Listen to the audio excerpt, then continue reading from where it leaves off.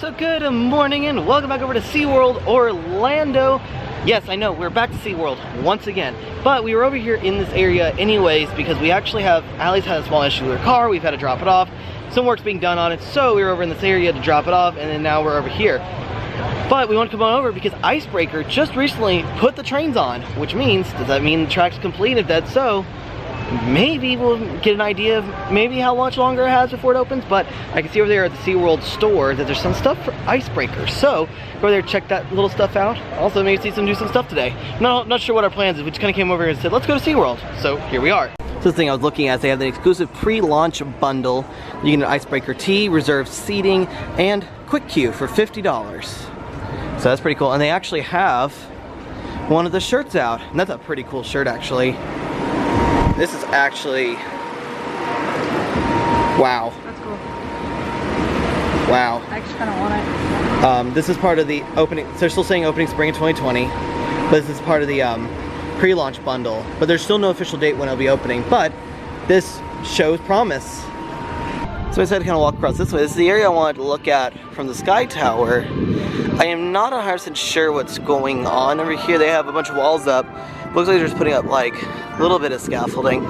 Again, there is that huge rumor going around that this whole area right here could have a brand new coaster area, or a brand new coaster coming in, and there'll be a new entrance point right there. But we're not sure because again, the main focus for SeaWorld Orlando is getting Icebreaker open. I think once Icebreaker is officially open and running, and it's been a few months, I think then we may find out about a new project, but nothing yet.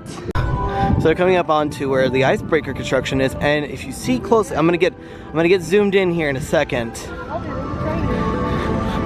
But officially, a train is on site. Now I can't remember. I think this is supposed to be each train is supposed to be 3 cars long. But once we get to a certain spot where I can zoom in and actually see it, we'll zoom in and look at it. See, almost there. Not quite. Let's see. I think this is a good spot right here. See how good of a zoom I can get on this. So you can see the seats right there. Yeah, that's the new train car right there. And there's another one behind it. And then there's another one in front of it, I think. But they're all covered in tarps. But the fact that trains are on site could mean a big deal, because that means they're maybe getting ready to bring all the trains in, because I think they're getting close to being done with a lot of the normal work on it. So, you know what? All I can say is I'm really excited, but we will have to go over by Wild Arctic to see if the last bit of track was completed. Because last week when we came, it was almost done. And it looks like, if you kind of look behind the stadium over there, you can see it like a turnaround point. It looks done. We'll go over there and double check it. Well, I think they officially have come finished with the track, because Allie pointed out there's a little American flag, and usually when the last, either the highest piece of track or the last piece of track goes on, they'll sometimes put a flag up. But here you can kind of get a better view of that train car that's sitting there. Like I said, it looks like you see 3 of them. 2 of them are covered, 1 of them is not. But see, this is the area we were talking about last time when we came through that was open and stuff. Another thing is also, this used to be a smoking section. No more. Because it literally be going underneath the train, under the track right here. I'm so happy they kept this walkway though, because this is going to be really cool to stand underneath this as it goes by. What we also need to do at some point is we need to go up there and check out the view from up there, because now that that wall's down up there, like up underneath the spike, should give you a really good view of everything. Yep, so that's some completed track right there. So that means with the trains on site, they got to start putting the trains together, getting their sensors set up. And then I think within the next couple weeks, we should start seeing some major testing going on, which means, especially since they have the pre-launch bundle now out, maybe we'll see something too. The one downside today, one of our big things we like to do is we like to go over to Wild Arctic and go into Wild Arctic to see the animals. Looks like it is closed today for some reason, so it's an unfortunate thing for us. Yeah, the one thing we always will say is you always want to come to the back section first, because I can tell you when Icebreaker does open, whenever it does open, whenever we come to SeaWorld, it's gonna be the first place we go to almost every day. Allie's 100% convinced she will ride Icebreaker. It is a very similar ride style to Tigress, and she really likes Tigress. So like before, when the first time we ever went to go ride Tigress, Allie made me ride it first, and it actually broke down on us. Like it actually broke down, and so they had to kick us all out of the ride vehicle.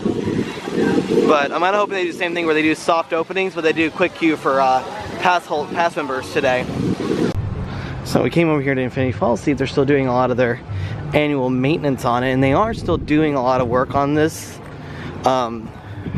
Again, water ride needs a little extra love and care, but it's still funny to this day. We have still only ridden this once. And that was, I think, literally a week before it opened when they were doing soft openings. But this, I'll tell you what, I don't remember the back half of this when you go through, because I didn't realize how much there was back there, but there's a lot in that bat section for it. So cool of a ride though. It's really unique and it really fits in with this whole area very well. Well, since we're going past Infinity Falls and we're up here to Mako, we just saw a train go by and the train was super empty. So I think, and this time I checked, because if you watched the Busch Gardens video from last week, I forgot the GoPro's SD card. Today I brought it with me, and I have the wrist strap and the GoPro's charged. So I think we'll go do Mako really quick. Whoa, here we go. Oh boy. Allie actually wanted to do the back row today. She doesn't do the front row though. She's not like back row and having one waiting for it. Oh, here we go. Here we go. Woo!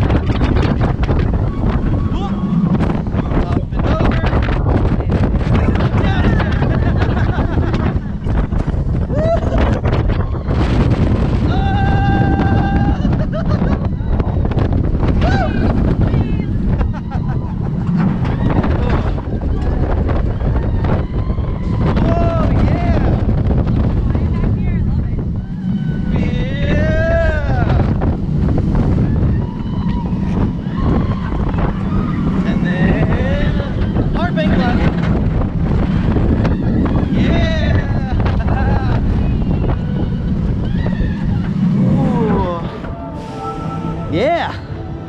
Can't express how much fun that coaster is. Oop, I think that's come over us. There it goes. I love how they change the music based on when it comes around. Oh, it's such a fun ride. Oh, remember last week, if you watched our video last week, they do the flamingo walk. Here they come.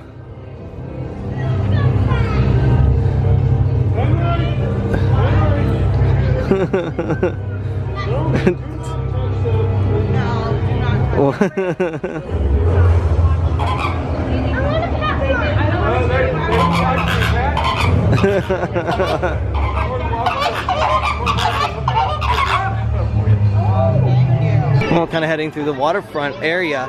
Kind of did a different path than we normally do. Normally we come up and we come this way towards Shark Wreck Reef to Mako. We actually really wanted to go over and check out Icebreaker.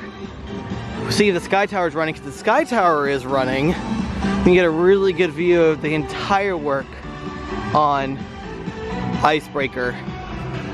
Just because then we'll get the full like track layout and everything. I'm really excited for Icebreaker though.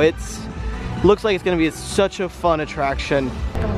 So instead of the Sky Tower, Allie really wants to do the Emperor the Penguin attraction, which is the little like trackless ride that you ride with Puck through a wondrous ocean like thing. I ain't gonna lie, I like trackless rides. I like that. They're really fun.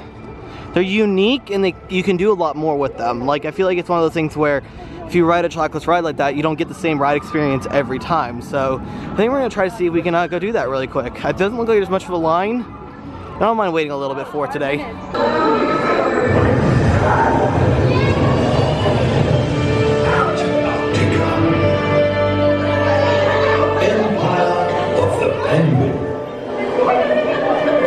In this frozen bridge of rock and snow, a gentle colony hovers together for warmth, community, and family. A fierce blizzard is coming, and the penguins hurry away to the shelter of a nearby ice cave. A few stay behind with this anxious homecoming. It's late in the breeding season, and their egg is the last to hatch. But the storm is looming closer and closer. Time is running out for one little penguin named Puck.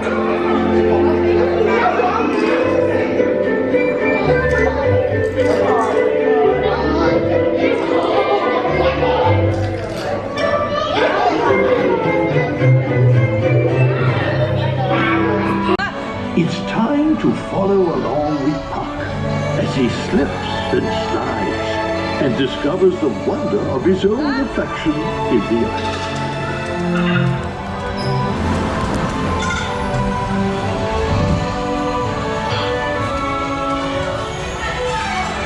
Puck slides and glides into a cavern of icy, dancing light.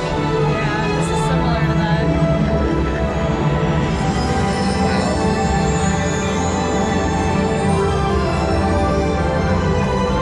I thought we were gonna run into that.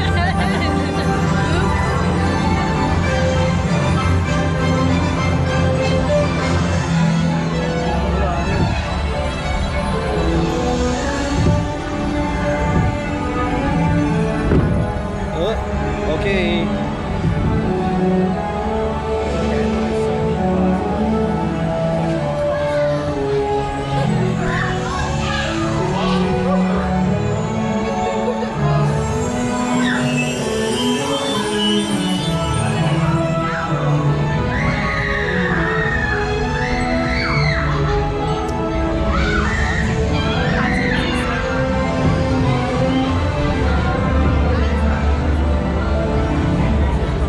Puck is almost grown up and he ventures out into a blizzard to hunt in the sea.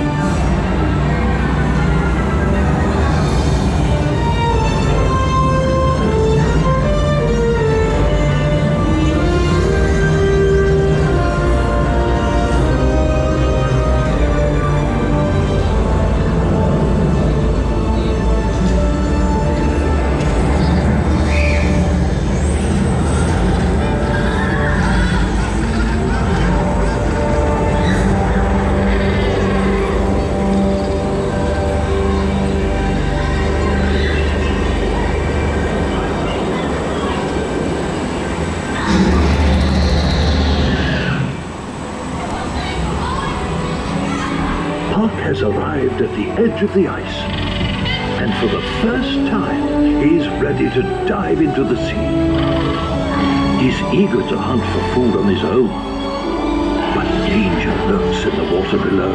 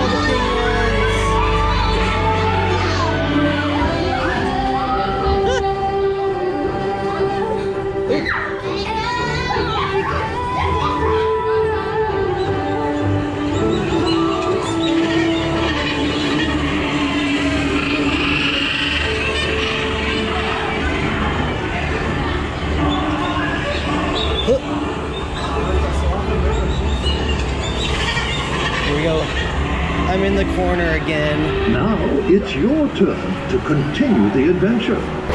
Ooh, I love coming in here. I love how many penguins there are. I love how close you kind of are to them. They're so close that they could splash you if you're not careful. Ooh, a couple of the big guys are out in the water today. Wow.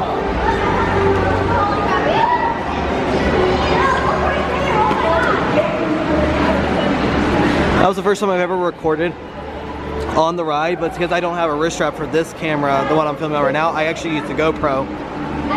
So I didn't know I could take the GoPro on until a few months ago, I think. So that's the first time I've ever taken y'all on the Empire of the Penguin. Doesn't look as good if I had the big camera, but until I get a wrist strap, I'm not doing that. I love all the different penguins in here.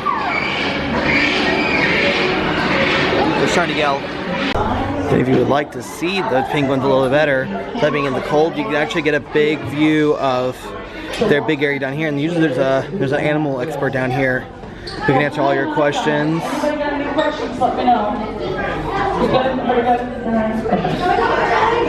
We were just decided to come on into the aquarium because now that Journey to Atlantis is back open, we can come back in here. And I love being able, like, you can walk right onto this aquarium. It's so cool. Ooh, hello.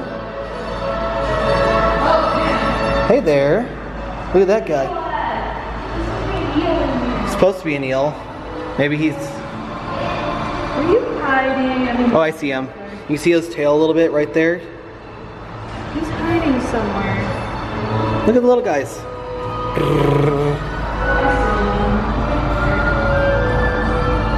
Look at these little guys. Oh, there's manta rays. Yeah, he's the eel's all the way in the back behind some of the broken pots. No, if I'm gonna ride anything without you, it's gonna be Manta. But yeah, so I would say Wednesdays are some of the best days to come out to SeaWorld. 5-minute wait for Journey into Atlantis, 5 minutes for Empire of the Penguin, which actually was more of a, we were waiting for the show in front of us to go, or the group in front of us to finish up with the pre-show area before going in. So that worked out really well for us. And then Mako, we walked right onto the back row. Journey into Atlantis is 5 minutes. I'm pretty sure Kraken's only 5 minutes as well. But I was thinking about trying to do, since we did Emperor of the Penguin, I want to see if I can try to do Manta. Allie does not like Manta one bit. Actually, gives her one of the biggest headaches, usually. Little gators are just hanging out, little tiny guys. We're convinced, we think that these guys go to SeaWorld to retire. Once they get big and grown, they go to Busch Gardens. They go from SeaWorld to Busch Gardens to retire.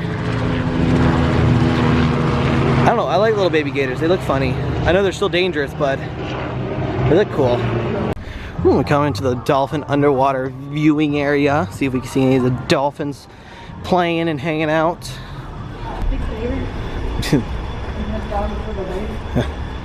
It's coming down in here. Their water is kind of dirty today. It's very, here come all the dolphins.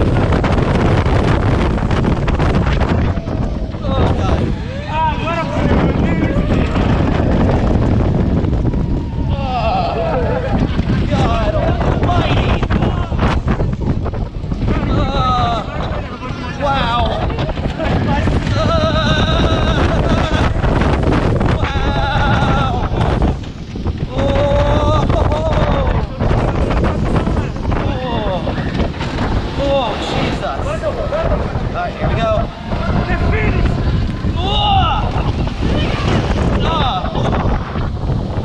God.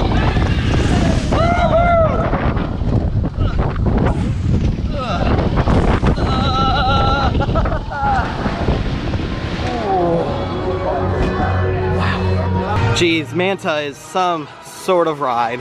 That was so much fun.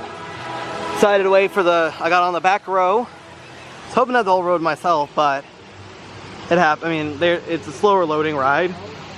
So people can get out there faster, like Mako, where as soon as people get in, sit down, they can just send it. This one takes a little longer to check. They not only check the chest and the restraint, they check for the leg restraint as well, that goes on it as well. So it looks like they did open up the Wild Arctic, at least the walkthrough part. It looks like they opened it not until about 11 or 12, because when we walked by, it was still closed. So I came back over here to see, maybe we can see some of the baby walruses. Maybe not walrus, yeah, walruses. I think I said manatees last time we came through, but it was walruses. See if we see the angry seal that we always see every time we're here. They're doing some work on the the beluga whales thing. Oh, look. Got some of the seals playing. Really going at it. If there's anything over here where the walruses are. Not out here? I don't see them. They might be in the back. Maybe. The only downside is that there's no distinct schedule when any of the like when the walruses are out. They do have all the toys, like I'm not Cora's gonna be out, but I don't see them. So maybe not right now. Maybe they're like just like they were over here at the beluga whale section. Maybe they're doing some cleaning work. Out there, those two sea lions are at it again. Jesus, creating quite a commotion.